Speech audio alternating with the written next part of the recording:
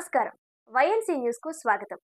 జిల్లా పరువు ప్రతిష్టలు మంటగలిపే విధంగా కోల్కతా చెన్నై హైవేలో జరిగే చీకటి దందాలే నిదర్శనమా అంటే అవుననే చెప్పాలి. కాకినాడ జిల్లా తుని నుండి ప్రత్తిపాడు NH-16 కలకత్తా చెన్నై రోడ్లో ప్రధానంగా అన్నవరం పరిసర ప్రాంతాలలో డీజిల్, తారు, ఐరన్, ఇసుక అక్రమ వ్యాపారాలు కోకొల్లలుగా వెలిశాయి. హైవే రహదారిలో ప్రయాణం సాగించాలంటే ప్రయాణికులు, లారీ డ్రైవర్లకు దారి చెప్పడం, ప్రమాదాలు జరిగితే కాంటాక్ట్ అవ్వవలసిన నంబర్లతో సూచించే బోర్డులను నేషనల్ హైవే అథారిటీ పెడతారు.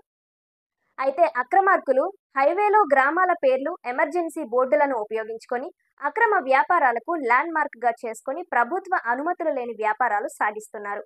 రాష్ట్ర ప్రభుత్వ ఆదాయానికి గండి పడుతుందంటే ఈ వ్యాపారంలో ఉన్నతాధికారులు పట్టించుకోకుండా ఉన్నారు కాబట్టి అక్రమ వ్యాపారాలు నిలువరించాల్సిన అధికారులు చూసి చూడనట్టు వ్యవహరించడం విస్మయానికి గురి చేస్తోందని, జాతీయ స్థాయిలో కాకినాడ జిల్లాను హైవే మాఫియా అవమానానికి గురి చేస్తుందని స్థానికులు చెబుతున్నారు.